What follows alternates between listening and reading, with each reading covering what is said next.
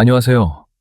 저는 친정엄마 칠순에는 고작 5만 원짜리 봉투를 내밀더니 시어머니 칠순에는 500만 원을 싸들고 가면서 네 엄마보다 우리 엄마는 고급지잖아 라는 소리를 아무렇지도 않게 내뱉었던 남편한테 제대로 한 방 먹여줬던 50대 아줌마입니다.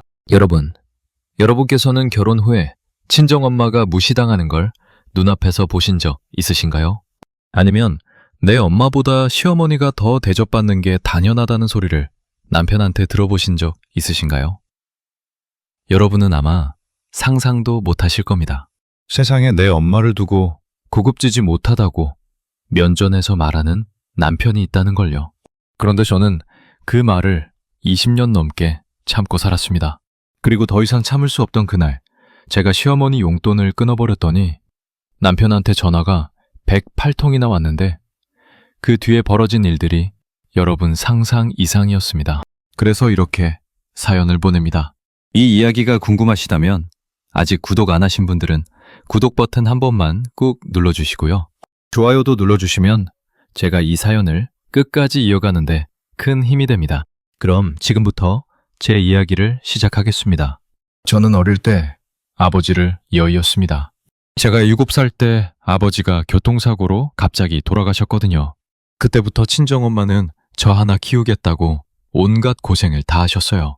새벽 4시에 일어나 시장에서 장사를 하시고, 낮에는 식당에서 설거지를 하시고, 밤에는 삭바느질까지 하셨습니다. 왜 그 시절에는 여자 혼자 아이 키운다고 하면 세상이 만만하게 보잖아요. 친정엄마도 시장 상인들한테 남편도 없는 년이 무슨 장사냐는 소리를 수도 없이 들으셨다고 해요. 그래도 엄마는 이를 악물고 버티셨죠. 딸 하나 번듯하게 키우는 게 소원이라면서요. 제가 기억하는 친정엄마의 손은 늘 거칠었습니다. 물에 불고 갈라지고 반창고를 3, 4개씩 붙이고 다니셨는데 그 손으로 제 머리를 빗겨주시고 밥을 해주시고 이불을 덮어주셨어요. 어린 마음에도 엄마가 너무 고생하시니까 빨리 크면 엄마 편하게 해드려야지. 이런 생각을 매일 했었습니다. 그리고 엄마도 우리 경축이만 잘 크면 엄마는 아무것도 안 부러워. 이 말을 입버릇처럼 하셨고요. 네, 맞아요. 제 이름이 경숙입니다. 그렇게 엄마 밑에서 자란 저는 공부를 꽤 잘했어요. 머리가 좋았다기보다는 엄마 고생하시는 걸 보니까 공부라도 열심히 해야겠다는 생각이 컸던 거죠. 장학금 받아가며 대학을 졸업하고 26에 작은 회사에 취직을 했습니다. 그리고 그 회사에서 남편 박정우를 만났죠. 정호는 처음에 참 괜찮은 사람이었어요. 키도 크고 목소리도 좋고 무엇보다 저한테 잘해줬습니다. 데이트할 때마다 우리 경숙이 뭐 먹고 싶어 하면서 맛집을 찾아다녀줬고 제가 야근하는 날이면 회사 앞에서 기다리다 데려다 주기도 했어요. 한 번은 제가 감기에 걸려 며칠 회사를 쉬었는데 정호가 죽을 끓여서 제 자취방까지 가져다 준 적도 있었습니다. 그때 저는 이 사람이면 평생을 같이 할 수 있겠다. 그렇게 생각했어요. 엄마한테도 좋은 사람 만났다고 신이 나서 전화했던 게 기억나네요. 그리고 결혼 이야기가 나왔을 때 정호가 저한테 이렇게 말했습니다. 경수가, 나 너한테 솔직히 말할 게 있어. 뭔데? 우리 집이 좀 넉넉한 편이야. 아버지가 사업을 하셔서. 그래? 그런 얘기 처음 하네. 일부러 안 한 거야. 돈 보고 사귀는 거 아닌가 싶을까 봐. 근데 이제 결혼 얘기하려면 솔직해야 할 것 같아서 솔직히 놀랐습니다. 어머가 사는 게 넉넉해 보이기는 했는데 집안이 그 정도일 줄은 몰랐거든요. 나중에 알고 보니 정호 아버지가 중소기업을 운영하고 계셨고 강남에 아파트도 2채나 갖고 계셨어요. 그런데 저는 그게 좋다기보다 오히려 걱정이 됐습니다. 저희 친정이 너무 초라하니까요. 시장에서 장사하시는 엄마 이야기를 시댁에서 어떻게 볼까? 그런 생각이 먼저 들었어요. 그런데 상견의 날, 시어머니의 첫마디가 지금도 잊히질 않습니다. 어머, 경숙 씨. 어머님이시구나. 반갑습니다. 네, 안녕하세요, 어머님. 시어머니는 웃으시면서 친정엄마한테 이렇게 말씀하셨어요. 어머님, 경숙 씨를 참 잘 키우셨네요. 우리 정우가 경숙 씨 만나고 사람이 달라졌어요. 아유, 별 말씀을요. 저야 뭐 가진 게 없어서 이 아이한테 해준 게 없는데 친정엄마는 늘 그랬어요. 본인이 그렇게 고생해서 저를 그렇게 고져놓고도 항상 해준 게 없다고 하셨죠. 그 모습이 안쓰러워서 제가 눈시울이 붉어졌는데 시어머니가 그걸 보시고 아이고 효녀 사위 얻었네 하시면서 웃으셨습니다. 그때까지만 해도 시어머니가 그렇게 무서운 분일 줄은 상상도 못했어요. 결혼 초기에는 정말 행복했습니다. 정원의 집안에서 해준 전셋집에서 신혼생활을 시작했고 정원은 여전히 저한테 잘해줬어요. 그리고 결혼하고 2년 만에 아들 준서를 낳았는데 시어머니가 손자를 보시고 얼마나 좋아하시던지 우리 집안에 귀한 손자가 왔다면서 금팔찌에 금반지까지 해주시더라고요. 그때 친정엄마도 축하한다고 오셨는데 손에 들고 오신 게 작은 봉투 하나였어요. 열어보니 50만 원이 들어있었는데 엄마한테 그 돈이 얼마나 큰 돈인지 저는 알거든요. 시장에서 몇 달을 모아야 나오는 돈이니까요. 그런데 시어머니가 그 봉투를 보시더니 이렇게 말씀하셨어요. 아이고 어머님, 이건 안 그러셔도 되는데. 말로는 그렇게 하셨지만 50만 원짜리 봉투를 보는 시어머니의 눈빛이 뭐랄까요? 금팔찌 금반지 해주신 본인과 비교하는 것 같은 그런 눈빛이었어요. 저만 느낀 걸 수도 있지만 그때 제 가슴이 살짝 서늘해졌던 건 사실입니다. 그리고 세월이 흘러 준서가 초등학교에 들어갈 무렵부터 남편이 서서히 변하기 시작했어요. 아니 정확히 말하면 남편의 태도가 변한 게 아니라 원래 있던 게 드러나기 시작한 거죠. 시작은 명절이었습니다. 추석 때 시댁에 가면 남편은 어머니 뭐 필요한 거 없으세요 하면서 용돈도 챙기고 비싼 건강식품도 사가고 그랬어요. 당연히 해야 할 일이니까 저도 좋은 마음으로 같이 준비했죠.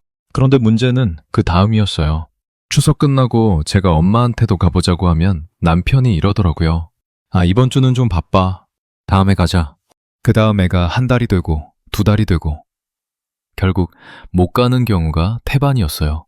처음에는 정말 바쁜가 보다 했는데 시댁은 매달 가면서 친정은 명절에만 겨우 얼굴 비추니까 이게 맞나 싶더라고요.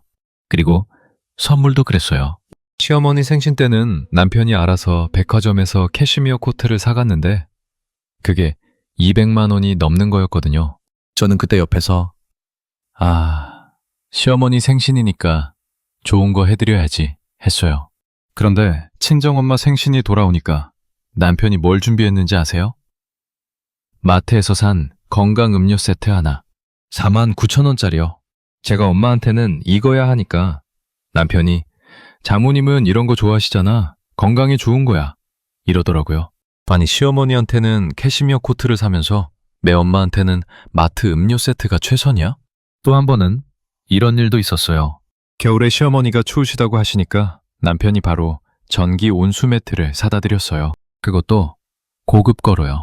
그런데 같은 겨울에 친정엄마가 전화로 경수가 올해 유독 춥다 이러셨는데 남편이 뭐라 했는지 아세요? 장모님, 내복 한 벌 사다 드려.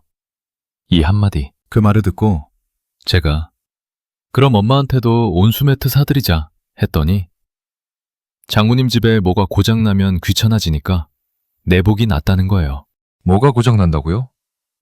온수 매트가 뭐 원자력 발전소도 아니고. 이런 일들이 한두 번이 아니라 쌓이고 쌓이다 보니 저도 점점 지치더라고요. 그래도 그때까지는 남편이 시어머니한테 효도하는 건 좋은 거니까. 다만 우리 엄마한테도 조금만 더 신경 쓰면 좋겠다. 이 정도 생각이었어요. 한 번은 제가 참다 못해 말했습니다. 여보, 우리 엄마한테 좀 자주 가자. 엄마 혼자 사시잖아. 알겠어. 근데 우리 어머니가 요즘 무릎이 안 좋으셔서 이번 주는 어머니 병원 모시고 가야 해. 그건 내가 모시고 갈 수도 있잖아. 당신은 우리 엄마한테 가고. 아니 내 어머니를 내가 모시고 가야지. 며느리가 가면 어머니가 불편해하셔. 이런 식이었어요. 항상 시어머니가 먼저였고 친정엄마는 늘 뒷전이었죠. 그래도 저는 남편이 효자라 그런 거겠지. 좋게 생각하려고 했습니다. 왜 부모한테 효도하는 남자가 나쁜 사람이 됐어요? 그때만 해도 저는 그렇게 생각했어요. 그런데 결정적인 사건이 터진 건 친정엄마 칠순 때였습니다. 엄마 칠순을 석 달 앞두고 저는 남편한테 말했어요. 여보, 우리 엄마 칠순인 거 알지? 좀 제대로 해드리고 싶은데. 알아. 어디서 하게? 한우 코스 나오는 식당 알아봤는데 어때? 한우? 장모님한테 그 정도면 과하지 않아? 그냥 집에서 소박하게 하자. 과해? 엄마 칠순인데 뭐가 과해? 아니, 내 말은 장모님이 원래 소박한 분이시잖아. 비싼 데 가시면 오히려 부담스러워 하실 것 같아서 남편의 말에 저는 할 말을 잃었습니다. 소박한 분이라서 부담스러워 하실 거라고?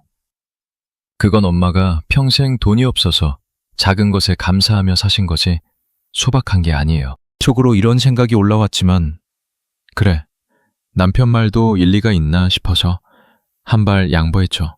알겠어. 그럼 좀 괜찮은 한정식 집으로 알아볼게. 그리고 용돈은 좀 넉넉하게 드리자. 그래. 그건 내가 준비할게. 남편이 준비하겠다고 한 그 말을 저는 믿었습니다. 결혼하고 15년을 같이 살았으니까 설마 친정엄마 칠순인데 대충 하겠어? 이런 마음이었어요. 그리고 친정엄마 칠순 당일이 왔습니다. 한정식 집을 예약하고 가족끼리 오붓하게 모였는데 식사 후에 남편이 봉투를 하나 꺼냈어요. 저는 당연히 좀 넉넉하게 넣었겠지 했습니다. 엄마가 봉투를 받으시고 아유, 이걸 왜 이렇게 하면서 여셨는데 엄마 표정이 살짝 멈추더라고요. 이내 아이고 고맙다 고마워 하시면서 웃으셨지만 저는 봉투 안에 뭐가 들었는지 궁금해서 나중에 엄마한테 물어봤어요. 엄마, 얼마 들었어? 됐어. 마음이 고마운 거지. 엄마 말해봐. 5만 원. 저는 귀를 의심했습니다. 5만 원? 친정엄마 칠순 용돈이 5만 원? 지금 치킨 한 마리 시켜도 2만 원이 넘는 세상에 칠순 축의금이 5만 원이라고요? 저는 그 자리에서 소리를 지르고 싶었지만 엄마 앞에서 차마 그러지 못했습니다. 엄마가 또 아이고 됐다. 싸우지 마라. 할게. 뻔했으니까요. 집에 돌아와 저는 남편한테 따졌죠. 5만 원이 뭐야? 뭐가? 엄마 칠순 용돈 5만 원 넣은 거 맞지? 5만 원이 어때서?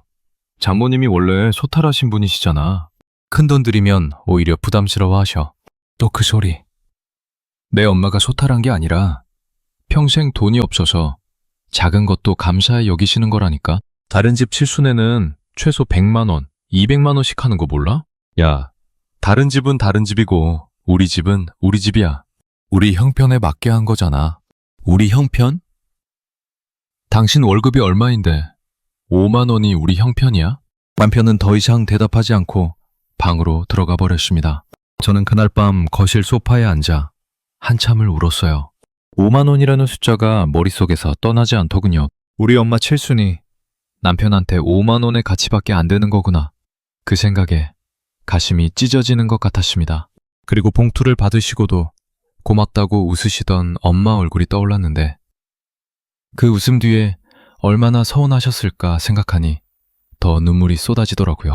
그런데 진짜 분노가 치밀어 오른 건 그로부터 딱 2달 후 시어머니 칠순 때였습니다. 시어머니 칠순은 제가 알아보기도 전에 남편이 다 준비해 놓았더라고요. 식당도 예약했고 꽃다발도 주문했고 심지어 시어머니 칠순 기념 가족 사진까지 스튜디오를 잡아놨어요. 저는 남편이 시어머니 칠순을 챙기는 건 당연한 거니까 뭐 같이 준비하자 이런 마음이었습니다. 근데 당일날 식당에 가보고 입이 떡 벌어졌어요. 여보, 여기 어디야? 호텔 뷔페인데? 어머니가 여기 오고 싶어 하셨거든. 호텔 뷔페면 1인당 얼마야? 12만 원인가 그래. 친정엄마 칠순 때 한정식 집도 비싸다면서 소박하게 하자고 했던 사람이 시어머니한테는 1인당 12만 원짜리 호텔 뷔페를 예약한 겁니다. 시댁 식구 합치면 10몇 명이 넘었으니까 식대만 해도 200만 원 가까이 나왔겠죠. 그리고 테이블 위에는 장미꽃 백송이가 담긴 꽃다발이 놓여 있었고 케이크도 호텔 베이커리에서 주문한 3단 케이크였어요. 제가 친정엄마 칠순 때 케이크 하나 사자고 했더니 남편이 뭐라 했는지 아세요? 어른들이 무슨 케이크야 그랬어요. 그런데 시어머니한테는 3단 케이크를 준비하더군요.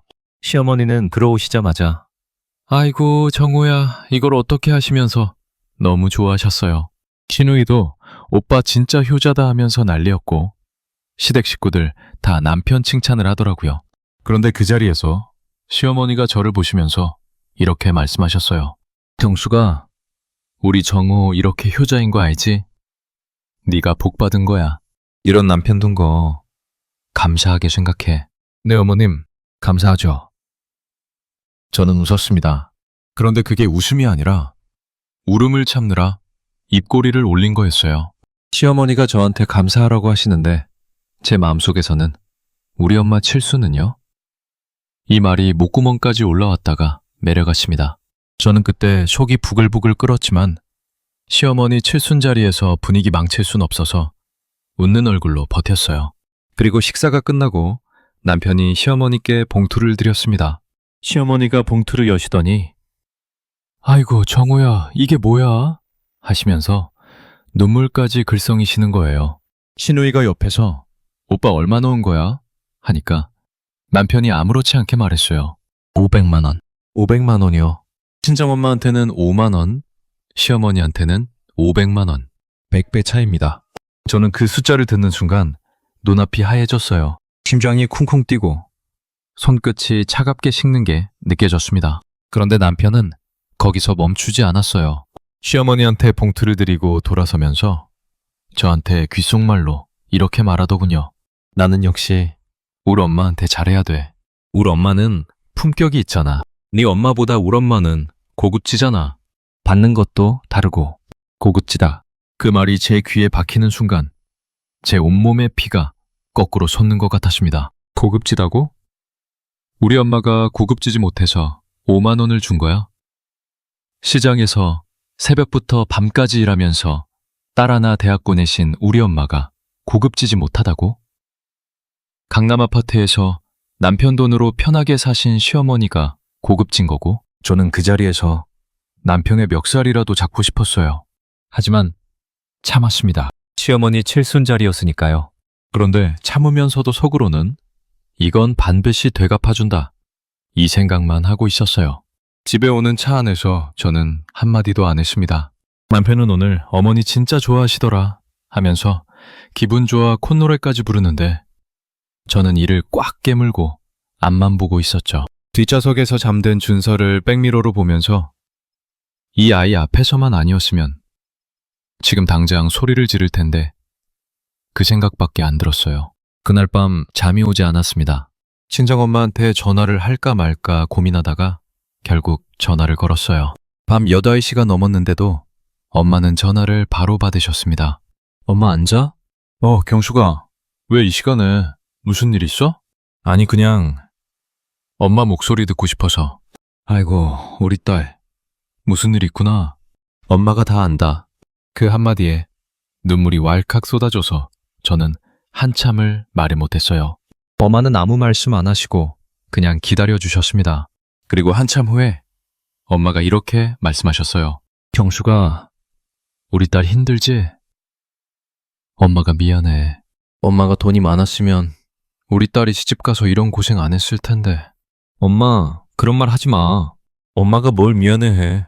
엄마는 항상 이랬어요. 본인이 무시당할 상황인데도 오히려 딸이 힘들까봐 미안해 하시는 거예요. 그 마음을 생각하면 정말 울지 않을 수가 없었습니다. 그 후로 저는 남편을 관찰하기 시작했어요. 아니 관찰이라기보다는 그동안 못 본 척했던 것들이 보이기 시작한 거죠. 매달 시어머니한테 보내는 용돈이 100만 원이었습니다. 매달이요. 그런데 친정엄마한테는요? 명절에 20만 원, 30만 원 이게 전부였어요. 그것도 제가 좀 더 넣자고 해서 겨우 그만큼 넣은 거지. 남편 뜻대로 하면 10만 원도 안 넣었을 겁니다. 그리고 또 하나 가슴 아팠던 건 시어머니가 아프다고 하시면 남편이 바로 달려가는데 친정엄마가 아프시면 뭐라고 했는지 아세요? 장모님 뭐 크게 아프신 거 아니잖아. 동네 병원 가시면 되지. 엄마가 허리가 아파서 걸을 수가 없대. 나 좀 데려다 줄게. 당신이 가면 되잖아. 내가 왜 가? 당신 차가 더 크잖아. 엄마 눕혀서 모시고 가야 하는데. 아 귀찮게 왜 그래. 택시 불러드려. 택시요. 허리가 아파서 걸을 수 없는 장모님한테 택시를 타라고 했어요. 시어머니 무릎이 안 좋다고 하실 때는 본인이 직접 대학병원 예약하고 모시고 갔으면서요. 결국 그날 저는 직장에 반차를 내고 혼자 엄마를 모시고 병원에 가십니다. 엄마는 디스크가 터져서 한 달 넘게 물리치료를 받으셔야 했는데 남편은 단 한 번도 병원에 같이 가지 않았어요. 한 번은 준서가 저한테 이런 말을 하더라고요. 엄마, 외할머니 많이 아파? 허리가 많이 안 좋으셔. 근데 엄마 아빠는 왜 외할머니 병원에 같이 안 가? 할머니 병원 갈 때는 아빠가 직접 운전해서 모시고 가잖아. 10살짜리 아이 눈에도 보이는 차이를 남편은 아직도 모르고 있다니 참 한심하더라고요. 저는 준서한테 아빠가 좀 바빠서 그래 하고 넘겼지만 속으로는 울고 싶었습니다. 이런 일들이 한두 번이 아니라 쌓이고 쌓이니까 저도 점점 한계에 다다르더라고요. 그런데 참아왔던 제 인내심이 완전히 바닥을 친 사건이 터졌습니다. 칠순 사건이 있고 석 달쯤 후에 시어머니가 우리 집에 오셨어요. 점심을 같이 드시자고 하셔서 제가 갈비찜을 정성껏 준비했죠. 그런데 식사 중에 시어머니가 갑자기 이런 말씀을 하시는 거예요. 경수가, 네 친정 어머니 요즘 어떠시냐? 네, 어머니. 좀 건강이 안 좋으신데 그래도 괜찮으세요? 그래. 근데 내가 한마디 할게. 경숙이, 네가 친정에 너무 신경 쓰는 것 같아. 네? 그게 무슨 말씀이세요? 아니, 정호가 그러는데 경숙이가 친정 용돈이 적다고 불만이 많다면서? 경숙아, 내가 솔직히 말할게. 시집 온 여자가 친정에 돈돈하면 안 돼? 보기 안 좋아. 시어머니 그 말씀에 저는 숟가락을 들고 있던 손이 부들부들 떨렸습니다. 남편이 시어머니한테 제 이야기를 한 거예요. 그것도 친정 용돈이 적다고 불만이 많다고 비틀어서 말한 거죠. 저는 용돈이 적다고 불만을 말한 적이 없어요. 5만 원과 500만 원의 차이가 말이 되냐고 물은 거지. 어머니, 저는 돈돈한 적이 없어요. 다만 엄마 칠순에 5만 원을 넣은 건 좀 그렇지 않냐고 말했을 뿐이에요. 5만 원이 적어? 네 어머니한테는 5만 원도 큰 돈이야. 시장 장사하시는 분이 뭘 많이 필요하겠어. 그 순간 저는 참을 수 없었습니다. 어머니, 지금 그게 무슨 말씀이세요? 시장 장사하시는 분이면 5만 원이면 충분하다는 거예요? 우리 엄마가 시장에서 장사하는 이유가 뭔지 아세요? 저 하나 키우려고 그런 거예요. 새벽 4시에 일어나서 밤 10시까지 일하면서 저 대학까지 보내셨어요. 어머니, 그런 엄마한테 고급지지 못하다고 하는 건 너무하신 거 아니에요? 고급지다니, 그건 무슨 소리야? 난 그런 말 한 적 없는데. 남편이 한 말이에요. 우리 엄마는 고급지니까 500만 원이고 장모님은 고급지지 못하니까 5만 원이면 된다고요. 시어머니의 얼굴이 순간 멈칫했습니다. 하지만 이내 표정을 바꾸더니 이렇게 말씀하셨어요. 정호가 그랬어? 아이고, 그 바보 같은 놈. 근데 경수가, 내 아들이 좀 말을 못하지. 마음은 그게 아닐 거야. 그리고 솔직히 내 칠순에 500만 원 준 건 정호가 효자라서 그런 거고, 그건 네 친정하고 비교할 문제가 아니잖아. 비교할 문제가 아니라고요? 같은 칠순이에요, 어머니. 같은 어머니예요. 왜 한쪽은 500만 원이고 한쪽은 5만 원이에요? 그게 비교가 아니면 뭐예요? 시어머니는 더 이상 대답하지 않으시고 정호한테 전화를 거시더니 야, 정호야, 집에 와봐 하시더군요. 그리고 남편이 오기 전에 저한테 한마디를 더 하셨는데 이 말이 저를 완전히 돌아서게 만들었어요. 형수가, 내가 솔직히 말할게. 나는 네 어머니가 좀 가난한 게 늘 마음에 안 들었어. 우리 정호 같은 애가 왜 시장 장사꾼 딸을 만나야 했는지. 근데 정호가 좋다니까 그냥 허락한 거야. 그러니까 네가 좀 감사하게 생각해. 우리 집안에서 너 받아준 것만 해도 네한테는 과분한 거야. 과분하다. 제가 이 집안에 시집 온 게 과분하다. 시장 장사꾼의 딸이 이 집안에 온 것 자체가 감사해야 할 일이라고. 저는 그 말을 듣는 순간 20년 동안 참아왔던 것들이 한꺼번에 무너지는 것 같았습니다. 눈앞이 핑 돌고 다리에 힘이 풀려서 식탁을 붙잡아야 했어요. 그리고 그날 저는 결심했습니다. 매달 시어머니한테 나가는 100만 원 용돈을 끊겠다고요. 왜냐하면 그 100만 원은 남편 월급에서 나가는 게 아니었거든요. 남편과 제 월급을 합쳐서 생활비를 운영하는데 그 중에서 100만 원이 매달 시어머니한테 갔던 거예요. 그러니까 제 돈도 들어간 거란 말이죠. 그런데 우리 엄마한테는 5만 원을 줬으면서 시어머니한테는 매달 100만 원을 보낸다? 그것도 제 돈이 섞인 돈에서? 이건 안 되겠다 싶었습니다. 다음날 아침, 저는 공영통장에서 자동이체 설정을 변경했어요. 시어머니한테 매달 나가던 100만 원을 해지해버렸습니다. 그리고 그 돈은 친정엄마 통장으로 보내지도록 새로 설정했죠. 솔직히 손이 떨렸어요. 이걸 남편이 알면 어떻게 될까 하는 두려움도 있었고요. 하지만 어제 시어머니한테 들은 과분하다는 말이 떠오르니까 손이 떨려도 멈출 수가 없더라고요. 그리고 정확히 하루가 지났을 때 남편한테서 전화가 오기 시작했습니다. 처음 전화가 온 건 오후 2시였어요. 시어머니한테 이번 달 용돈이 안 들어갔다고 연락이 갔나 봐요. 정수가, 어머니 용돈 이번 달에 안 나갔어? 안 나갔어. 왜? 통장에 돈이 없어? 아니, 내가 해지했어. 뭐? 왜? 우리 엄마한테 보내기로 했어. 야, 너 미쳤어? 당장 다시 해놔. 저는 전화를 끊었습니다. 그리고 그때부터 남편의 전화 폭격이 시작됐어요. 3시에 5통, 4시에 10통, 9시에 20통. 저는 전화를 안 받았습니다. 카톡도 읽지 않았어요. 남편이 뭐라고 보냈는지 알림만 봤는데 당장 돌려넣어 미쳤냐 어머니가 화나셨어. 이런 메시지가 쏟아지더군요. 그리고 저녁이 되자 남편이 집에 와서는 문을 벌컥 열고 소리를 질렀습니다. 야, 박경수, 너 지금 뭐 하는 짓이야? 어머니 용돈을 왜 끊어? 끊을만 하니까 끄는 거지. 뭐?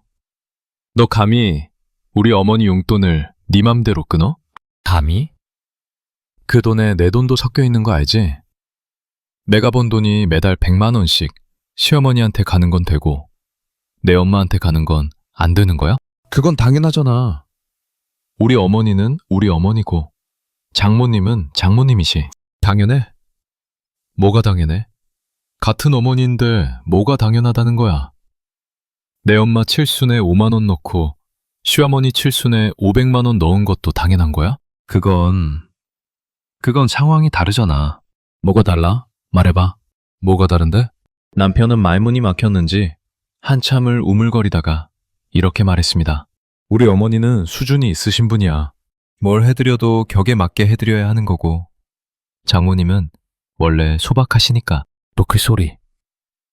소박하다는 게 아니라 가난해서 그런 거라고 몇 번을 말해야 알아듣겠어? 그리고 수준? 격? 지금 내 엄마한테 수준이 없다는 거야? 아니, 그게 아니라. 아니긴 뭐가 아냐. 당신이 칠순 때 뭐라 했는지 잊었어?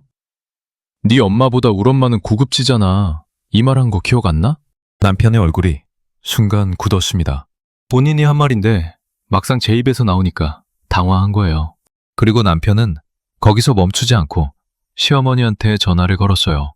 어머니한테 전화를 걸어놓고 스피커폰으로 들려주는데 시어머니가 하시는 말씀이 이랬습니다.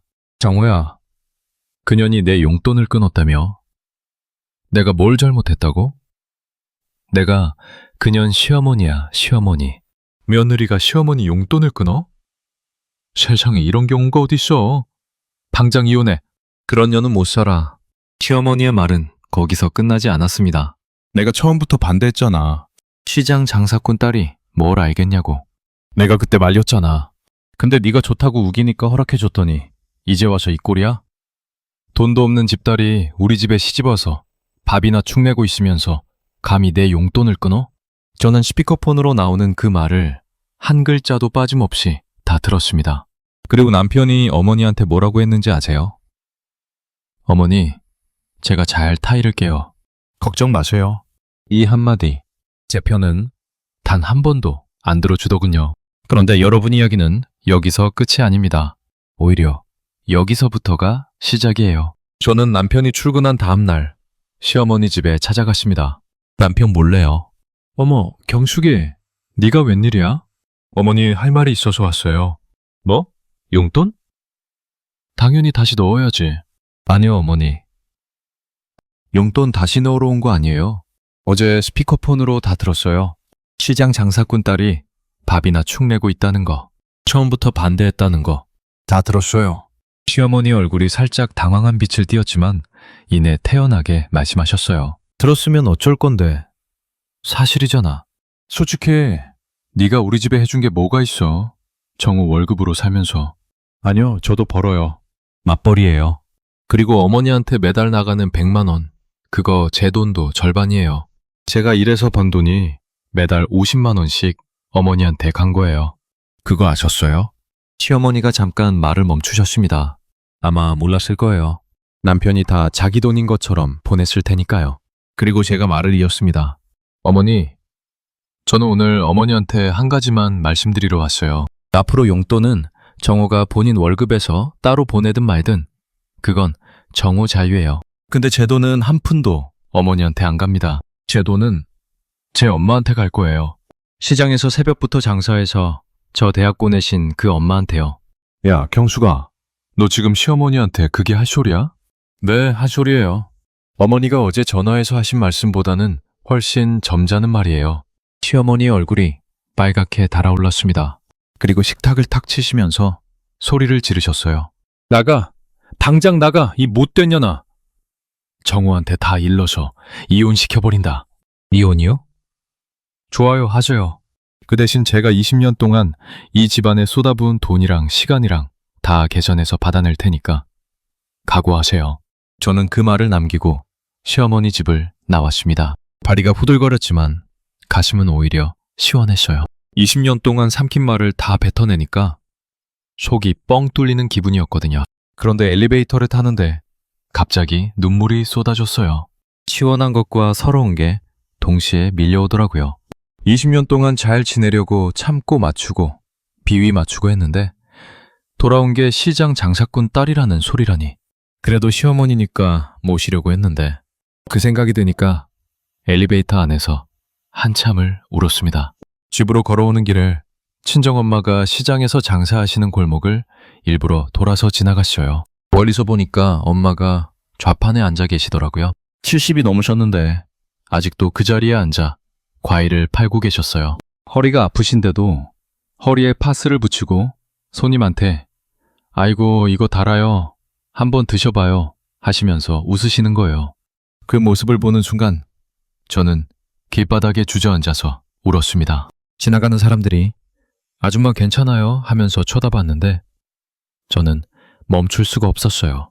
우리 엄마가 왜 고급지지 못해? 우리 엄마가 세상에서 제일 고급진 사람이야. 이 말이 자꾸 속에서 올라오는데 눈물이 멈추질 않더라고요. 그리고 예상대로 남편한테 전화가 또 쏟아졌습니다. 그날 하루에만 108통이었어요. 요구 100통. 부처님 108번늘가 따로 없더라고요. 근데 저는 한 통도 안 받았습니다.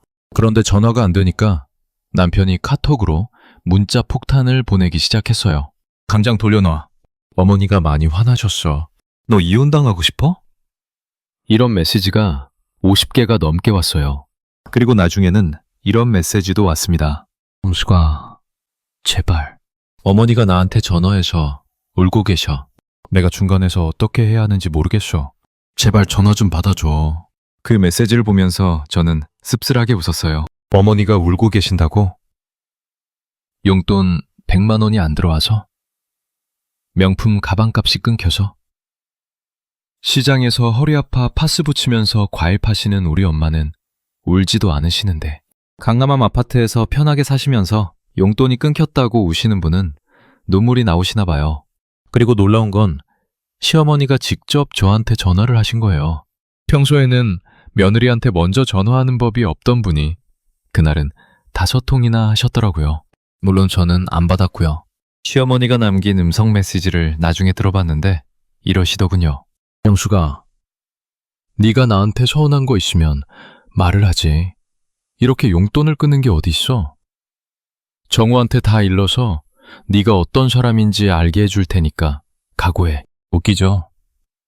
서운한 게 있으면 말을 하라면서 정작 제가 말했을 때는 시장 장사꾼 딸이라고 하시면서 무시하셨잖아요. 그런 분한테 무슨 말을 해요?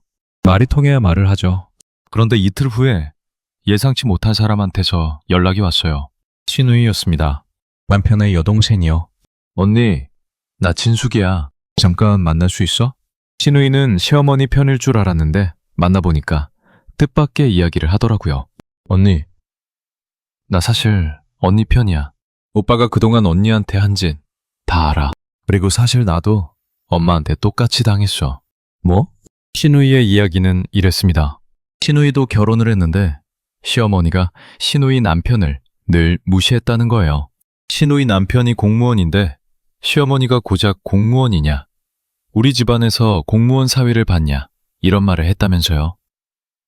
그리고 신우이한테도 매달 용돈을 요구했는데 신우이가 줄 형편이 안 되니까 그 돈은 다 오빠한테 뽑아냈다는 겁니다. 근데 언니, 진짜 문제는 이거야. 뭔데? 엄마가 그 돈을 다 어디 쓰는 줄 알아? 신우이가 보여준 건 시어머니의 카드 명세서 사본이었어요. 백화점 명품 가방 300만 원, 고급 한정식 점심 15만 원, 골프장 이용료 80만 원, 에스테틱 50만 원. 매달 이렇게 수백만 원씩 쓰고 계셨던 거예요. 시어머니가 평소에 뭐라고 하셨는지 아세요? 나이 들면 돈 쓸 데도 없다. 약값밖에 안 나간다. 이러셨거든요. 그래서 용돈이 어디 쓰이는지 따져본 적이 없었는데 이게 다 거짓말이었던 겁니다. 약값은커녕 매달 명품 가방을 사시면서 아들한테는 어머니 용돈 좀 더 올려줘라, 이렇게 했던 거예요. 언니, 그리고 하나 더 있어. 엄마가 오빠한테 경숙이네 친정 어머니한테 돈 많이 주지 마라. 그 돈이면 나한테 더 줘라, 이렇게 말한 적 있어. 내가 직접 들었어. 저는 그 말을 듣고 머리를 한 대 맞은 것 같았습니다. 남편이 혼자 그런 게 아니라 시어머니가 뒤에서 남편을 조종하고 있었던 거예요. 친정엄마한테 돈 주지 말라고 한 사람이 시어머니였다니. 저는 신우이한테 그 카드 명세서를 받아서 집에 돌아왔습니다. 그리고 저녁에 남편이 또 소리를 지르며 들어왔을 때 식탁 위에 명세서를 쫙 펼쳐놓았죠. 이게 뭔지 알아? 이게 뭐야? 어머니 카드 명세서야. 우리가 매달 100만 원씩 보내드린 돈이 어디로 갔는지 알아? 약값? 병원비? 아니야. 명품 가방이야. 골프장이야. 에스테틱이야. 남편의 얼굴이 파랗게 질렸습니다. 그리고 하나 더 말해줄까? 어머니가 당신한테, 우리 엄마한테 돈 주지 말라고 했대. 그 돈이면 자기한테 더 달라고. 그래서 당신이 우리 엄마 칠순에 5만 원 넣은 거야? 어머니가 시켜서? 아니 그건... 아니긴 뭐가 아니야. 당신 눈으로 직접 봐. 우리가 매달 보내드린 100만 원으로 명품 가방을 사시는 분이 약값이 든다고 더 올려달라고 하셨어. 그리고 그러면서 우리 엄마한테는 돈 주지 말라고 한 거야. 우리 엄마가 시장에서 파스 붙이면서 과일 팔고 있는 거 당신이 봤으면 이 소리를 할 수 있겠어? 남편은 명세서를 한 장씩 넘기다가 손이 부들부들 떨리기 시작했어요. 그리고 명품 가방 300만 원이 찍힌 줄에서 멈추더니 한참을 쳐다보더군요. 이게 어머니가 사신 거야? 신우이가 확인했어. 어머니 옷장에 명품 가방이 10개가 넘게 있대. 남편은 명세서를 식탁 위에 내려놓고 두 손으로 얼굴을 감쌌습니다. 그리고 한참 뒤에 고개를 푹 숙이며 이렇게 말했습니다. 미안해. 미안해. 그 한마디로 끝? 아니 진짜 미안해. 너 잘못한 거 알아. 어머니 말만 듣고 당신 엄마한테 너무 못했어. 그런데 나도 솔직히 말하면 어머니가 무서웠어. 어릴 때부터 어머니 말이면 무조건 맞는 줄 알았거든. 어머니가 무서웠다고? 그래서 20년 동안 내 엄마를 그렇게 무시한 거야? 당신 어머니가 무서워서? 저는 남편이 불쌍하기도 했고 미웠기도 했어요. 40이 넘은 남자가 엄마가 무서워서 아내의 친정을 무시했다니. 그런데 한편으로는 이해가 되기도 했습니다. 시어머니의 그 성격을 20년 동안 봐왔으니까요. 그날 밤 남편은 처음으로 친정엄마한테 전화를 걸었습니다. 제가 시킨 게 아니에요. 남편이 스스로 한 거예요. 어머니, 저 정우예요. 어머니한테 그동안 제가 너무 못한 것들이 있어서 전화드렸습니다. 죄송합니다. 전화 너머로 엄마 목소리가 들렸어요. 아이고 정우야, 무슨 소리야. 괜찮아. 아니요, 괜찮지 않습니다. 어머니 칠순 때 제가 정말 잘못했습니다. 어머니가 경숙이를 얼마나 고생하며 키우셨는지 저도 다 알면서 그동안 제가 너무 무심했습니다. 친정엄마는 아무 말씀 없이 한참을 가만히 계시다가 이렇게 말씀하셨어요. 정우야, 내가 바라는 건 돈이 아니야. 우리 경숙이만 잘 돌봐줘. 그러면 엄마는 충분해. 저는 옆에서 그 통화를 듣는데 눈물이 멈추지 않았습니다. 우리 엄마는 평생을 그렇게 사셨어요. 어머니는 항상 뒷전이고 딸만 잘 되면 된다고 5만 원짜리 봉투를 받고도 고맙다고 웃으시는 그런 분이세요. 그런 엄마한테 20년 동안 제대로 해드리지 못한 제 자신이 너무 원망스럽더라고요. 그 후로 많은 것이 변했습니다. 남편은 시어머니한테 가서 그동안의 일을 다 따졌다더군요. 용돈을 뭐에 쓰셨는지, 왜 장모님한테 돈 주지 말라고 하셨는지. 시어머니는 처음에 발뺌을 하시다가 결국 카드 명세서 앞에서 할 말을 잃으셨다고 해요. 그리고 남편이 앞으로 어머니 용돈은 50만 원으로 줄이고 장모님한테도 매달 50만 원씩 보내겠다고 선언했다더군요. 시어머니가 난리를 치셨겠지만 남편이 처음으로 안 된다고 버텼다네요. 그리고 그 주말에 남편이 저한테 이러더라고요. 장모님 댁에 같이 가자. 갑자기? 가야 할 때가 있어.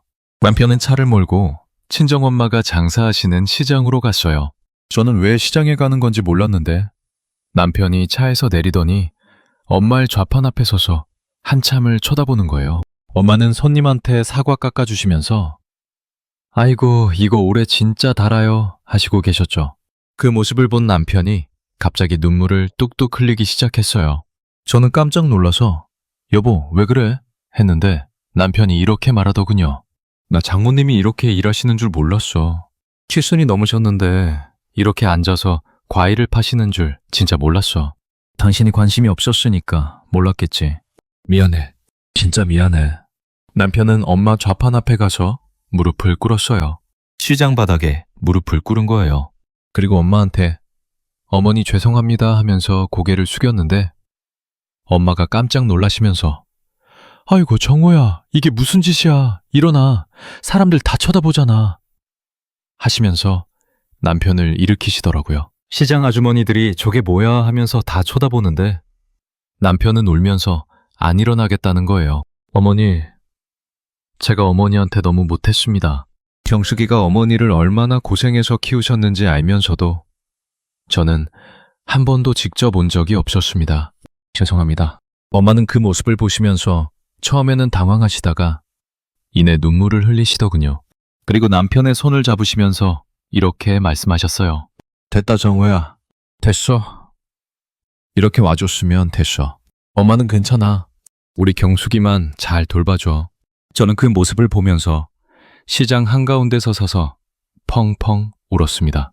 옆에서 과일 파시던 아주머니가 아이고 저 집사위 효자네 하시면서 같이 울어주시더라고요. 솔직히 시어머니한테 미움을 받는 건 지금도 현재 진행형입니다. 명절 때 가면 시어머니가 제게 말도 안 거시는 날도 있고 며느리가 있어도 없는 사람 취급하시는 날도 있어요. 그런데 예전처럼 참고만 있지는 않습니다. 이제는 제가 할 말은 하거든요. 그리고 작년에 친정엄마한테 처음으로 제대로 된 생신상을 차려드렸어요. 호텔은 아니었지만 엄마가 좋아하시는 소고기 곰탕집에서 가족끼리 모여 식사를 했고 준서도 같이 갔어요. 준서가 외할머니한테 할머니 생일 축하해요 하면서 직접 편지를 써 가져갔는데 그 편지에 이렇게 적혀 있더라고요. 할머니, 저는 할머니가 시장에서 과일 파시면서 힘들게 일하시는 거 알아요. 할머니가 세상에서 제일 멋있어요. 사랑해요. 엄마가 그 편지를 읽으시다가 안경 너머로 눈물이 뚝뚝 떨어지시는데 저도 남편도 준서도 다 울었어요. 식당 사장님이 무슨 일이냐고 오실 정도로 우리 가족이 다 같이 울었습니다. 그리고 남편이 직접 봉투를 건네면서 이렇게 말했습니다. 어머니, 그동안 못 드린 거 합쳐서 넣었습니다. 앞으로 매달 보내드리겠습니다. 친정엄마는 봉투를 받으시고 한참을 쳐다보시더니 아이고 이게 무슨 돈이야. 너무 많다 하시면서 봉투를 도로 밀어내셨어요. 근데 남편이 어머니 제발 받아주세요.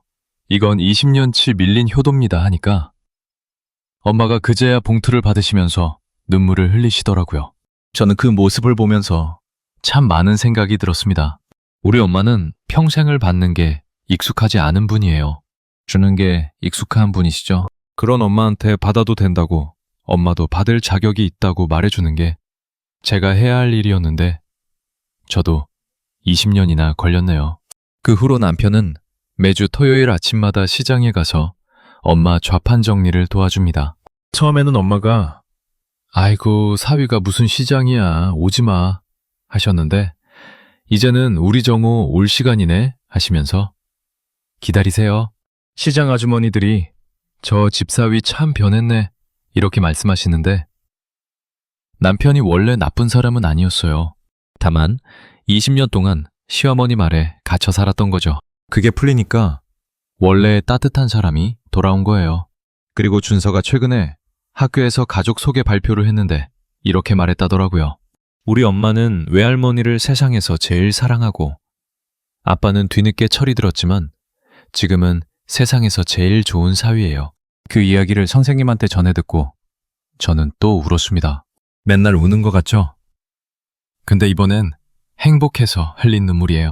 그렇게 이 사연을 쓰고 있는 지금 저는 매주 토요일 친정엄마 집에 가서 같이 밥을 먹고 있고요. 남편도 한 달에 한 번은 같이 갑니다. 준서도 할머니한테 잘하는 착한 아이로 크고 있고요. 시어머니와의 관계가 완벽하게 풀린 건 아니지만 적어도 이제는 더 이상 무시당하지는 않습니다. 여러분, 부모를 공경하되 배우자의 부모도 내 부모처럼 공경하라 라는 말이 있잖아요. 남편이 요즘 식탁 위에 붙여놓은 포스트잇에 적힌 문구인데요. 제가 가끔 여보, 왜 예전에는 그렇게 못했어? 하고 물으면 남편이 이렇게 말합니다. 그때는 내가 바보였어. 당신이 깨워줘서 이제 알았어. 당신 엄마도 내 엄마야. 좀 늦긴 했지만 그래도 알아줬으니 된 거 아니겠어요? 여러분도 혹시 지금 참고만 계시지는 않으신가요? 말 못하고 삼킨 서운함이 가슴에 돌덩이처럼 쌓여있지는 않으신가요? 혹시 내 엄마가 무시당하는 걸 보면서도 가정의 평화를 위해 눈을 감고 계시지는 않으신가요? 저도 그랬습니다. 20년을 참았어요. 그런데 한번 터뜨리니까 비로소 세상이 바뀌더라고요. 참는 게 미덕이라고 하지만 참아서는 안 될 순간이 있습니다. 특히 내 부모님이 무시당하고 있을 때 그때만큼은 참으면 안 돼요. 내 엄마를 지킬 수 있는 사람은 이 세상에서 결국 나밖에 없으니까요. 이렇게 친정엄마와 시어머니 사이에서 20년을 참다가 한 방 먹여줬던 제 긴 사연은 여기서 끝이 났습니다. 오랜 시간 이 긴 이야기를 끝까지 들어주셔서 진심으로 감사드립니다. 공감이 되셨다면 좋아요와 구독 한 번만 눌러주시고요. 여러분의 사연도 댓글로 들려주세요. 다음에도 가슴 뭉클한 이야기로 찾아뵙겠습니다.